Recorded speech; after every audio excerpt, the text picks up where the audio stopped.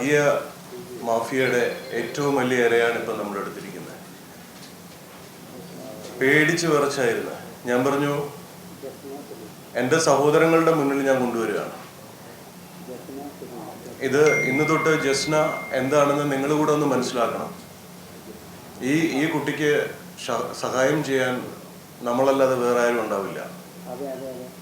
So എന്താണ് ജസ്ന ഇപ്പം face ചെയ്തുകൊണ്ടിരിക്കുന്ന പ്രശ്നമെന്ന് കേരള സമൂഹം മനസ്സിലാക്കണം. ഒരു ശ്രീകൃഷ്ണന്റെ പടം വരച്ചതിൻ്റെ പേരിൽ ഹിന്ദു തീവ്രവാദികൾ, അതായത് മുസ്ലിം കുട്ടി, തട്ടമിട്ട കുട്ടി, ഇറച്ചി കഴിച്ച കുട്ടി ശ്രീകൃഷ്ണന്റെ പടം വരച്ചു എന്ന് പറഞ്ഞ് ശബരിമല പ്രശ്നം ഏറ്റവും കൂടുതൽ വർഗീയമാക്കിയ ഗ്രൂപ്പ്, കേരളത്തിലെ ഏറ്റവും വലിയ ഹിന്ദു തീവ്രവാദ ഗ്രൂപ്പാണ് ഈ കുട്ടിക്കെതിരെ ഒരു സൈഡിൽ ആക്രമിക്കുന്നത്. മറിച്ച് അപ്പുറത്തെ സൈഡിൽ ഒരു മുസ്ലിം കുടുംബത്തിൽ ജനിച്ച കുട്ടി ഇതുപോലെ അന്യമതത്തിലെ ഒരാളുടെ പടം വരച്ചു, ചിത്രം വരച്ചു, ദൈവത്തിൻ്റെ പടം വരച്ചു എന്നുള്ളതിൻ്റെ പേരിൽ അപ്പുറത്തെ സൈഡിലുള്ള പീഡനം. ഇതിൻ്റെ രണ്ടിൻ്റെ ഇടയിൽ ഇരുന്ന് ഞെരങ്ങുന്ന ഈ കുട്ടിയുടെ അവസ്ഥ അവർ തന്നെ പറയും. എന്താണ് സംഭവിച്ചത് വ്യക്തമായിട്ട് പറയും. ഇപ്പം സോഷ്യൽ മീഡിയ മുഴുവനും ഞാൻ ഹണി ട്രാപ്പുകാരിയാണെന്ന് പറഞ്ഞിട്ട് വ്യാജ പ്രചരണം ഇറക്കിയിട്ടുണ്ട്. ഞാൻ ഇന്നേ വരെ ആരെയും ഹണി ട്രാപ്പ് കൊടുക്കാനോ ഒന്നിനും പോയിട്ടില്ല. ഞാനൊരു കേസ് കൊടുത്തതിൻ്റെ കോടതിയുടെ പകർപ്പ് വെച്ചിട്ടാണ്, അതാണ് കൊടുത്തിട്ട് ഞാൻ പിന്നെ അനേക ആൾക്കാരുടെ പേരിൽ കേസ് കൊടുത്തേക്കെന്ന് പറഞ്ഞിട്ടാണ് അത് വരുന്നത്. ആ കോടതിൻ്റെ പകർപ്പ് സത്യമായിട്ടുള്ള കാര്യം, ഒരാളാൽ റേപ്പ് ചെയ്യപ്പെട്ടതിൻ്റെ പേരിലാണ് ഞാൻ ആ കേസ് കൊടുത്തത്. അത് കൊടുക്കാൻ നേരം വൈകിയതിൻ്റെ ഒരൊറ്റ അടിസ്ഥാനത്തിൻ്റെ പേരിലാണ് കോടതി അവർക്ക് സപ്പോർട്ടായിട്ട് ആ ഒരു വിധി വന്നത്. ഞാൻ കൊടുക്കാൻ വൈകിയതിൻ്റെ കാരണം ഞാൻ പറഞ്ഞത്, എനിക്ക് ഈ വരച്ചതിൻ്റെ പേരിൽ സമൂഹത്തിൻ്റെ മുമ്പിൽ എന്നെ ഒറ്റപ്പെടുത്തി. എനിക്ക് കുടുംബമല്ല, എനിക്ക് എൻ്റെ വാപ്പയുടെ ഒരു സപ്പോർട്ടല്ലാതെ, കുടുംബത്തിൽ നിന്ന് അല്ലെങ്കിൽ വാപ്പയുടെ ഫാമിലിയുടെ സപ്പോർട്ടല്ലാതെ വേറൊരാളുടെ സപ്പോർട്ട് എനിക്കില്ല. ഒരു സുഹൃത്തിൻ്റെ അടുത്ത് പറയാമെന്ന് വെച്ചാൽ, ഒരു സുഹൃത്ത് മുഖാന്തരാണ് ഒരു വ്യാജ ഡോക്ടർ ചമഞ്ഞിട്ട് എൻ്റെ ഒരു കുഞ്ഞിൻ്റെ ട്രീറ്റ്മെൻറ്റിന് വേണ്ടിയിട്ട് പോയിട്ട് കിട്ടിയൊരു അവസ്ഥയാണ് എനിക്ക്. എൻ്റെ കുഞ്ഞിന് അങ്ങനത്തെ ഒരു ബുദ്ധിമുട്ട് വരാൻ കാരണം എന്ന് വെച്ചാൽ, മദ്രസേന്ന് ഉസ്താദിൻ്റെ അടി ദിവസം അതിനെ വെറുതെ തല്ലുക ചെയ്യുന്നത്. എന്തിനാ തല്ലുന്നതെന്ന് ആ കുഞ്ഞിന് അറിഞ്ഞൂടാ. എന്നിട്ട് ഇതിന് മദ്രസയിലും സ്കൂളിലും പോകാൻ ഭയം. എന്നിട്ട് സ്കൂളിൽ പോയിട്ട് കുട്ടികളോട് ആ മദ്രസയിലുള്ള ഉസ്താദിനോടുള്ളതൊക്കെ മറ്റു കുട്ടികളോട് കാണിക്കൽ തുടങ്ങിയപ്പോഴാണ് സ്കൂളിൽ എന്നോട് പറഞ്ഞത്, ഇങ്ങനെ കുട്ടിക്ക് എന്തോ ഒരു പ്രശ്നം, നിങ്ങളൊന്ന് കൊണ്ടുപോയി നോക്കി എന്ന് പറഞ്ഞെടുത്തുനിന്ന് ആദ്യം ഞാൻ മെഡിക്കൽ കോളേജിൻ്റെ അടുത്ത് അവിടെ ഫസ്റ്റ് കാണിച്ച്. അങ്ങനെ എൻ്റെ ഒരു സുഹൃത്ത് മുഖാന്തരാണ് ഈ ഒരു വ്യാജ ഡോക്ടർ, അവൻ്റെ അന്ന് പേര് ഞങ്ങളെടുത്ത് പറഞ്ഞത് റോഷൻ എന്നാണ്, ഈ ഡോക്ടറെ ഞാൻ പരിചയപ്പെടുന്നത്. ട്രീറ്റ്മെൻറ്റിന് കുട്ടീനെ കൂട്ടാണ്ട് വീട്ടിലോട്ട് വരണമെന്ന് പറഞ്ഞിട്ടാണ് ഞാൻ അവൻ്റെ വീട്ടിലോട്ട് പോകുന്നത്. പക്ഷേ ഞാൻ പോലീസ് സ്റ്റേഷനിൽ പറഞ്ഞ കാര്യങ്ങളൊന്നല്ല കോടതിയിലേക്ക് എത്തിയപ്പോഴൊക്കെ മാറി മറിഞ്ഞ് എന്നോട് ചോദിക്കുന്നത്, ഈ ഞാൻ പീഡിപ്പിക്കപ്പെട്ടു എന്ന് പറഞ്ഞ് അന്നത്തെ ഡ്രസ്സൊക്കെ ചോദിക്കുന്നത്. ഞാൻ എവിടെ നിന്ന് എടുത്ത് കൊടുക്കാനാണ്? ഞാൻ പരാതി കൊടുക്കാൻ ഈ കാരണങ്ങൾ കൊണ്ടാണ് വൈകിയത്, വേറൊരു കാര്യം ഉണ്ടായിട്ടല്ല ഞാൻ വൈകിയത്. ലാസ്റ്റ് പണം ചോദിക്കുക, എൻ്റെ വീട്ടിൽ വന്ന് കുഞ്ഞുങ്ങളെ ഉപദ്രവിക്കുക, ഇങ്ങനത്തെ ബുദ്ധിമുട്ടൊക്കെ വന്ന് ഞാനും എൻ്റെ മക്കളും ആത്മഹത്യ ചെയ്യേണ്ടി വരും എന്നുള്ളൊരു അവസ്ഥയായപ്പോൾ, എൻ്റെ ഭർത്താവ് ആ സമയത്ത് ഗൾഫിലാണ്. ഭർത്താവ് ഗൾഫ് പോകുന്നത് തന്നെ വീട് ജപ്തി നോട്ടീസിന് വെച്ച സമയത്താണ് ഭർത്താവ് ഇവിടുന്ന് ഗൾഫ് പോകുന്നത്. അവരോട് ഇത് പറഞ്ഞാൽ അവർ നാട്ടിൽ വന്നാൽ ഇവനെ വെട്ടിക്കൊല്ലൂ എന്നുള്ളത് എനിക്കറിയാം. പിന്നെ ഞങ്ങൾക്ക് ആരും ഇല്ലാണ്ടാകുമല്ലോ എന്ന് കരുതിയിട്ട് ഒരു കുടുംബത്തിന് വേണ്ടിയിട്ട് അല്ലെ ഒരു കുഞ്ഞുങ്ങൾക്ക് വേണ്ടിയിട്ട് സഹിച്ചു ക്ഷമിച്ചു എനിക്ക് വന്ന ബുദ്ധിമുട്ടുകളൊക്കെ ഞാൻ സമൂഹത്തോട് പറയാതെ സ്വന്തം സഹിച്ചു നിന്നിട്ട് അനുഭവിച്ചെടുത്തതാണ്. എന്നിട്ട് എന്നെ വേട്ടയാടി തുടർന്ന് ഇങ്ങനെ ചെയ്തതുകൊണ്ട് അവൻ്റെ കയ്യിൽ ആ വീഡിയോ ദൃശ്യങ്ങളുണ്ട് എന്ന് പറഞ്ഞു. ഞാൻ പറഞ്ഞു, നിങ്ങൾ പുറത്ത് വിട്ടതിൽ നിങ്ങളൂടി ഉൾപ്പെടുന്നുണ്ട്, അതെനിക്ക് നല്ലതിനാണ്, സമൂഹം അതറിയണം എന്ന് പറഞ്ഞപ്പോൾ പറഞ്ഞു എനിക്ക് തെറ്റിപ്പോയി, എൻ്റെ മുഖം അതിൽ കാണൂല, നിന്റെ ശരീരഭാഗങ്ങളാണ് മറ്റുള്ളവർ കാണുക എന്ന് പറയുന്നത്. ഒരു സ്ത്രീനെ സംബന്ധിച്ച് ഒരു ശരീരഭാഗം മറ്റൊരാൾ കാണുക എന്ന് പറയുന്നതാണ് ഏറ്റവും വലിയ അപമാനം. പിന്നെ ജീവിച്ചിരുന്നിട്ട് കാര്യമുണ്ടോ? എൻ്റെ കുഞ്ഞുങ്ങൾക്ക് ആരുണ്ട് എന്നുള്ള ഒരൊറ്റ കാരണം കൊണ്ടാണ് ഇത്രയും വിഷയമുള്ളത് കൊണ്ടാണ്. എന്നിട്ടും ഞാൻ ലാസ്റ്റ് പരാതി കൊടുത്തപ്പം സിദ്ദീഖ് ഇപ്പോഴത്തെ MLA ടി സിദ്ദീഖ് എന്ന് പറഞ്ഞ ആളാണ് ഇവർക്ക് എല്ലാ സഹായം ചെയ്തു കൊടുത്തത്. ഞാൻ കൊടുത്ത മൊഴി അത് കോടതിയിലെത്തിയില്ല, കേസ് കാര്യമായിട്ട് അന്വേഷിച്ചില്ല, അവനെ അറസ്റ്റ് ചെയ്തില്ല, ഒരു സപ്പോർട്ട് ചെയ്ത് എന്നെ കുറ്റം പറഞ്ഞ് അവർ ആ കേസ് അങ്ങനെ അങ്ങ് തീർത്തു. ഓക്കെ, അത് ഞാൻ കോടതി പൊട്ടി. ഞാൻ എന്നിട്ടും ഹൈക്കോടതിയിലേക്ക് പോകാനോ ഒന്നിനും നിന്നില്ല. ഓക്കെ, എൻ്റെ വിധി ഇങ്ങനെയാണ്, ഞാൻ ഇങ്ങനെ തന്നെ ജീവിച്ചോളാം എന്ന് വിചാരിച്ച് നിൽക്കുന്ന സമയത്താണ് ഇതിൻ്റെ പകർപ്പ് വെച്ചിട്ട് അവൻ സോഷ്യൽ മീഡിയയിൽ ഇട്ടത്. ഞാൻ ഹണി ട്രാപ്പുകാരിയാണ്, ഞാൻ പലരുടെയും പേരിൽ കേസ് കൊടുത്തിട്ടുണ്ട്, അതും പീഡന കേസ്. ഞാൻ ഒരു പീഡന കേസ് കൊടുത്തിട്ടുണ്ട്. അല്ലാത്തൊരു കേസ് എന്ന് പറയാൻ ഒരു സമൂഹത്തിൽ ഒരു സ്ത്രീ ഇറങ്ങി നടക്കുമ്പോണ്ടാവുന്ന പല ബുദ്ധിമുട്ടുകളും. ബസ് കയറി ഒരാൾ തോണ്ടിയാൽ ഞാൻ കംപ്ലൈൻറ്റ് കൊടുക്കും, പുറത്തിറങ്ങി ആരെങ്കിലും എന്നെ സൈറ്റ് അടിച്ചാൽ ഞാൻ കംപ്ലൈൻറ്റ് കൊടുക്കും. അങ്ങനത്തെ കേസുകൾ എന്നല്ലാതെ വേറെ ഒരു കേസും ഇന്നേ വരെ ഞാൻ കൊടുത്തിട്ടില്ല. ആരെങ്കിലും ഉണ്ട് ആ തെളിവ് സഹിതമാണ് കൊണ്ടുവരേണ്ടത്.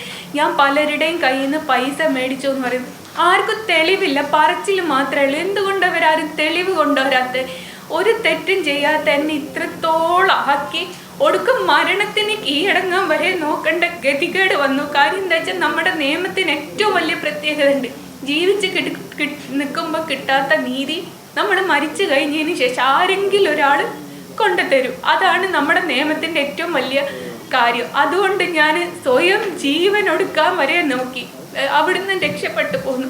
ഇനി ഒരു വഴിയുമില്ല എന്ന് വിചാരിച്ച് നിൽക്കുന്ന സമയത്താണ് ഇദ്ദേഹത്തിന് പടച്ചോൻ എന്നുള്ള രൂപത്തിൽ, അല്ലെ ഞാൻ വരയ്ക്കുന്ന കണ്ണൻ എന്നുള്ള രൂപത്തിൽ എൻ്റെ സൈഡ് സംസാരിക്കാൻ, അല്ലെ നീ എന്ത് തെറ്റാ ചെയ്തത് അതൊന്ന് എനിക്കറിയണമെന്ന് പറയാൻ ഒരാളെങ്കിലും എൻ്റെ മുമ്പിലേക്ക് വന്നിട്ടുണ്ട്. ആ ഇദ്ദേഹമാണ്.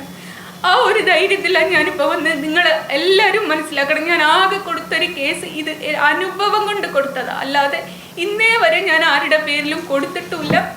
കൊടുത്തിട്ട് എൻ്റെ ബുദ്ധിമുട്ടുകൾക്കല്ലാണ്ട് ആരോടും ഒരു പൈസ മേടിച്ചിട്ടില്ല. ഞാനൊരു ഹണി ട്രാപ്പിൽ അംഗവുമല്ല. ജസ്ന, ഒരു കാര്യം എന്താണെന്ന് വെച്ചാൽ ഈ ജസ്ന അരുൺ എന്ന് പറയുന്ന വ്യക്തി എങ്ങനെയാണ് ജസ്ന സലീം ആയത് എന്നാണ് സോഷ്യൽ മീഡിയയിൽ പല ആളുകൾ ചോദിക്കുന്നത്. ഈ ജസ്ന അരുൺ എന്ന പേര് മാറ്റിയതാണ്.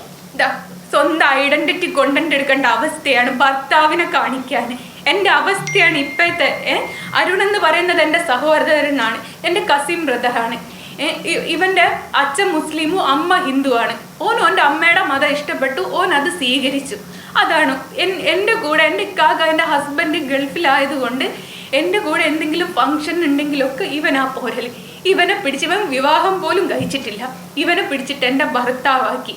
എന്നിട്ട് ഈ ഐഡൻറ്റിറ്റിയും പിടിച്ചുകൊണ്ട് നടക്കേണ്ട ഒരു അവസ്ഥയാണ് എനിക്ക്. പിന്നെ ഞാൻ കൃഷ്ണനെ വരച്ച് ലക്ഷങ്ങളും കോടികളും ഉണ്ടാക്കി എന്ന് പറയുന്നത്. സാറിന് ആ ബാങ്കിൽ ഇപ്പോഴും വീടിൻ്റെ ലോൺ അടച്ചുകൊണ്ടിരിക്കുക. അതാരും കാണുന്നില്ല. ഞാൻ വീട് വെച്ചിട്ട് ലോൺ അടയ്ക്കുന്നത് ആരും കണ്ടിട്ടില്ല. ഞാൻ ലക്ഷറി കാറിലാണ് യാത്ര ചെയ്യുന്നതെന്ന് പറയുന്നത്. എൻ്റെ കാറ് ഷിഫ്റ്റാണ്. അതിലിതാ RC ബുക്ക് വരെ ഞാൻ കൊണ്ടുവന്ന് ടൊയോട്ട ഫിനാൻസ് എന്നുള്ളത് അതിൽ 14,000 രൂപ ഞാൻ EMI അടിക്കുന്നത്. അതാരും കാണുന്നില്ല. ഈ ഷിഫ്റ്റ് വണ്ടിയൊക്കെ എന്നാ ലക്ഷറി ആയതെന്ന് ഞാൻ അറിഞ്ഞില്ല. ഇത്രത്തോളം ഉപദ്രവിക്കാണ്. ഭർത്താവിൻ്റെയോ കുഞ്ഞുങ്ങളെയോ ഫോട്ടോ പുറത്തു വിടാൻ എനിക്ക് പേടിയാണ്. എന്നെ ഉപദ്രവിക്കും പോലെ അതുങ്ങളെ ഉപദ്രവിക്കരുത് എന്ന് കരുതിയിട്ട്. എന്നിട്ട് എനിക്ക് ഭർത്താവില്ല, എനിക്ക് മക്കളില്ല, ആരും ഇല്ല എന്നൊക്കെ പല വ്യാജ പ്രചാരണങ്ങളാണ് നടക്കുന്നത്. ഇതിൽ ഒരു പോയിന്റ് വ്യക്തമായിട്ട് മാധ്യമങ്ങളോട് പറയേണ്ടത്, ഈ പ്രതി എന്ന് പറയുന്ന വ്യക്തി കെട്ടിയിട്ടിട്ടാണ് ഈ കുട്ടിയെ റേപ്പ് ചെയ്യുന്നത്. ഇത് മകൻ്റെ ചികിത്സയ്ക്ക് വേണ്ടിയിട്ട് ഒരു സുഹൃത്ത് മുഖാന്തരം ആ ആളെ കണ്ടെത്തി. ആ ആളുടെ വീട്ടിലെത്തുന്ന സമയത്ത് അയാൾ കെട്ടിയിട്ട് റേപ്പ് ചെയ്യുന്ന ആ ഇൻസിഡൻറ്റിനെ എന്തുകൊണ്ട് കൃത്യമായിട്ട് തെളിവെടുത്ത് പോലീസ് കോടതിയിൽ എത്തിച്ചില്ല എന്നുള്ളത് മാധ്യമങ്ങൾ ചോദിക്കേണ്ട ഒരു പ്രധാന കാര്യമാണ്. അത് മാത്രമല്ല, ഈ കുട്ടിക്കെതിരെ ഓൺലൈൻ ഗുണ്ടകൾ ഈ പറയുന്ന എന്തൊക്കെയാണ്, അതായത് ഇവരെ സപ്പോർട്ട് ചെയ്യുന്ന സുരേഷ് ഗോപിനെ, ഇവരെ സഹായിച്ചിട്ട് ഇവരുടെ നിന്ന് ചിത്രം സ്വീകരിച്ച നരേന്ദ്രമോദിജിനെ, അതുപോലെ തന്നെ ഇവർക്ക് സഹായം ചെയ്ത ഗോകുലം ഗോപാലേട്ടനെ, അതുപോലെ തന്നെ ഇവരെ RSSന്റെ കാര്യാലയത്തിൽ പോയതിന് RSSകാരെ, അതുപോലെ ഇവരെ മതം നോക്കാതെ ഒപ്പം നിന്ന് ഇവരെ സപ്പോർട്ട് ചെയ്ത എല്ലാ പേരെയും ഒരേ രീതിയിൽ അപമാനിക്കുകയാണ്. ഈ അവസ്ഥ ഞാൻ കടന്നുപോയതാണ്. നിങ്ങൾക്കറിയാം, മെയ് 17 വിഷയം 2008 എൻ്റെ അമ്മേനെ എൻ്റെ അമ്മയല്ല എന്ന് പറഞ്ഞ് അന്ന് ആ സമയത്ത് എൻ്റെ കൂടെ ഒരു സ്ത്രീ ഉണ്ട്, സന്തോഷ് മാധവൻ്റെ കൂടെ ഒരുപാട് സ്ത്രീകളുണ്ട്, ഭദ്രാനന്ദ് ഒരുത്തിയെ വെച്ചുകൊണ്ടിരിക്കുകയാണെന്ന് പറഞ്ഞിട്ട് എൻ്റെ വീട് ആക്രമിക്കാൻ വരുന്ന സമയത്താണ് അന്ന് ഞാൻ തോക്കെടുത്തുകൊണ്ട് ഇറങ്ങുന്നത്. അന്ന് അത് ആലുവ പോലീസ് സ്റ്റേഷനിലെത്തി. അതിൻ്റെ അനന്തരഫലം 6 പേരുടെ മരണത്തിൽ അടുത്ത മെയ് 17, 2009 വരെ അത് എത്തിച്ചേർന്നു. അന്ന് ഞാൻ അനുഭവിച്ചു ഈ വേദന എന്താണ്. കേരളത്തിൽ 14 വർഷം ഞാൻ ഭിക്ഷ എടുക്കുന്ന പോലെ ഞാൻ നടന്നു. ആരും എന്നെ സപ്പോർട്ട് ചെയ്യാനില്ല. തനിക്കാക്കി വിടക്കാക്കുന്ന ഈ ഒരു പൈശാചിക ചിന്ത പേറി നടക്കുന്ന കുറച്ച് ആൾക്കാരുണ്ട്. അവര് ഈ കുട്ടീനെ ഇത്രയും ക്രൂരമായിട്ട് സമൂഹത്തിൽ പോർട്രേറ്റ് ചെയ്യുമ്പോൾ അല്ലെങ്കിൽ പിക്ചറൈസ് ചെയ്യുമ്പോൾ ആരെങ്കിലും ഈ കുട്ടിയെ സഹായിക്കാൻ വരുമോ? ഇന്ന് അതാണ് ഞാൻ നിങ്ങളോട് പങ്കുവയ്ക്കാൻ ആഗ്രഹിക്കുന്നത്. കാരണം ഈ അവസ്ഥ ഇനി ഇതുപോലെ തന്നെ ഒരുപക്ഷെ ഇതിൽ നിന്നും ക്രൂരമായ അവസ്ഥകൾ നേരിടുന്ന പല സഹോദരിമാരും ഉണ്ട്. അവർക്ക് നമ്മളൊക്കെ ഇവിടെ ഉള്ളപ്പോൾ, നിങ്ങളെല്ലാവരും ഇവിടെ ഉള്ളപ്പോൾ ഇതുപോലൊരു അവസ്ഥ ഉണ്ടാവാൻ പാടില്ല. നിയമത്തിൻ്റെ മുന്നിൽ ഈ പറയുന്ന ക്രിമിനലിനെ അയാൾക്ക് ബാക്കപ്പ് ചെയ്യുന്നത് ഇവിടുത്തെ ഒരു വലിയ വ്യവസായി ഗ്രൂപ്പാണ്. അതുപോലെ തന്നെ അയാളെ ബാക്കപ്പ് ചെയ്യുന്ന പൊളിറ്റിക്കൽ ആ ഗ്രൂപ്പ്, അതെല്ലാം ഇവരാരാന്ന് വെച്ചാൽ നിങ്ങളുടെ അടുത്തൊക്കെ പറഞ്ഞു തരുന്നുണ്ട്. അതുപോലെ ഒരു BJPയിലെ വനിതാ നേതാവ് കൂടെ ഇവരുടെ പിറകിൽ ഇവരെ ആക്രമിക്കാൻ നടക്കുന്നുണ്ട്. അവരുടെ മാധ്യമ ഓൺലൈൻ ഗുണ്ടകൾ, അതായത് മെയിൻ സ്ട്രീം മീഡിയ അല്ല, ഈ ഒരു യൂട്യൂബ് ചാനലും തുടങ്ങി പ്രത്യേകിച്ച് ഒരു രീതിയിലുള്ള ആധികാരികമില്ലാതെ ഇങ്ങനെ ഈ ആൾക്കാരെ പറ്റി ബാഡ് മൗത്ത് കൊണ്ട് ജീവിക്കുന്ന ഒരു വ്യക്തി ഇവരെ പറ്റി പറഞ്ഞ കാര്യങ്ങളൊന്ന് കേൾക്കണം. ഇത് പോലീസ് കൃത്യമായിട്ട് ഇതൊരു മാതൃകാപരമായ ഒരു നടപടി സ്വീകരിച്ചില്ലെങ്കിൽ, വിദേശ രാജ്യങ്ങളിലാണെങ്കിൽ നമുക്കൊക്കെ കാണാൻ പറ്റുന്നതാണ്, നമുക്കെതിരെ ഒരു കമൻറ്റോ ഒരു പോസ്റ്റോ ഇട്ട് കഴിഞ്ഞാൽ അവൻ നാളെ അറസ്റ്റിലാണ്. ഇവിടെ ആർക്കെതിരെയും എന്തും പറയാം. അതുപോലെ ഈ ഒരു അമ്മ കുട്ടിയെ രക്ഷിക്കാൻ വേണ്ടിയിട്ട്, കുട്ടിയുടെ ജീവന് വേണ്ടിയിട്ട് അമ്മ എന്തും ത്യജിക്കുന്ന ഒരു അമ്മയാണ് നമ്മളിവിടെ കാണുന്നത്. ഈ കുട്ടിയുടെ മാനസികാവസ്ഥ ഒന്ന് നന്നാക്കാൻ വേണ്ടി സൈക്കാട്രിസ്റ്റ് ആണെന്ന് പറഞ്ഞ് സ്വയം പരിചയപ്പെടുത്തിയ അവൻ്റെ അടുത്ത് പോകുമ്പോൾ അവൻ കെട്ടിയിട്ട് റേപ്പ് ചെയ്യുന്നു. ഇത് കേരളമാണോ? ഇത് വളരെ സീരിയസ് ആയിട്ട് എടുക്കേണ്ട കേസാണ്. ഇത് നിങ്ങൾ തന്നെ ഇടപെട്ടാലേ ഇതിൽ എന്തെങ്കിലും ഇതാവുള്ളൂ. കാരണം ഈ കുട്ടിയെ പിച്ച് ചീന്തുകയാണ്. സോഷ്യൽ മീഡിയ നോക്കണം എന്തുമാത്രമാണ്. അതുപോലെ തന്നെ ഈ ശബരിമല കലാപം നടത്താൻ ശ്രമിച്ച ടീം, അവരെ ഒരു കാരണവശാലും നമുക്ക് ഈ സമൂഹത്തിൽ ഉൾപ്പെടുത്താൻ പറ്റില്ല.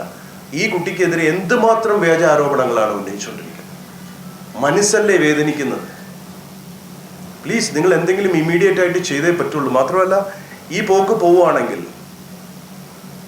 പറയുന്നതിനേക്കാളും അപ്പുറമുള്ള ദുരന്തങ്ങൾ ഈ കേരളം ഏറ്റുവാങ്ങേണ്ടതായിട്ട് വരും. സീരിയസ്ലി. ഇതാണ് അരുൺ എന്ന് പറയുന്ന ആ പയ്യൻ. ആരെ കണ്ടാലും ഇവരെ പിടിച്ച് ഭർത്താവാക്കുക. കമൻറ്റുകൾ നോക്കണം. ഓരോ VIP-കളുടെയും പേര് വെച്ചിട്ട് ഇവരുടെ ഭർത്താവല്ലേ അയാളല്ലേ ഇവരെ ഉപയോഗിക്കുന്നത്. എങ്ങനെ സഹിക്കാൻ പറ്റുക? ഒരു സ്ത്രീനെ 5000 വർഷമായിട്ട്, ഈ ഒരു സ്ത്രീയുടെ അവസ്ഥ മനസ്സിലായി. 5000 വർഷമായിട്ട് ഇതുപോലുള്ള പുരുഷന്മാർ ഈ സ്ത്രീകളെ പീഡിപ്പിക്കുകയും ചവിട്ടി തേക്കുകയും ചെയ്യുന്ന ചരിത്രം പഠിച്ചാൽ മനസ്സിലാവും. ഇവിടെ ഭാരതാംബയുടെ നാടാണെന്നാണല്ലോ പറയുന്നത്. ഇതും ഒരു ഭാരതാംബയുടെ ഇതല്ലേ? എന്തുകൊണ്ട് ഇവിടെ ബാക്കിയുള്ള പൊളിറ്റിക്കൽ പാർട്ടീസ് മുന്നോട്ട് വരുന്നില്ല? ഇതുപോലുള്ള സോഷ്യൽ ഇവിൾസിനെ സ്റ്റോപ്പ് ചെയ്യാൻ വരുന്നില്ല. ഇവൾ നമ്മളുടെ സഹോദരിയും കൂടിയാണ്. എന്നിപ്പോൾ ഞാൻ ഈ കുട്ടീനെ ഇവിടെ വിളിച്ചെടുത്ത് നിങ്ങളുടെ അടുത്ത് പറഞ്ഞത് ഞാൻ ഈ ഒരു അനുഭവം കടന്നുപോയ ആളാണ്. Please try to help. It's my humble request. Oven heat ആവുന്നില്ല, മിക്സിയിലാണെങ്കിൽ അരയൊന്നുമില്ല, വെള്ളം ചൂടാക്കാനാണെങ്കിൽ കെറ്റിലും വർക്കാവുന്നില്ല. ഇത്തരം പരാതികൾ ഇനി പറയേണ്ടി വരില്ല. ആംപികോ ഉണ്ടല്ലോ. നിങ്ങളുടെ കിച്ചൺ ഇലക്ട്രോണിക്സ് ആക്സസറീസ് ഏതുമാവട്ടെ, വീട്ടിൽ വന്ന് കളക്ട് ചെയ്ത് നിശ്ചിത സമയത്തിനുള്ളിൽ കുറഞ്ഞ ചിലവിൽ റിപ്പയർ ആൻഡ് സർവീസ് നടത്തി സുരക്ഷിതമായി തിരിച്ച് വീട്ടിലെത്തിച്ചു തരുന്നു. ഇനി ഒട്ടും വൈകണ്ട, ഇപ്പോൾ തന്നെ ഞങ്ങളെ കോൺടാക്ട് ചെയ്യൂ.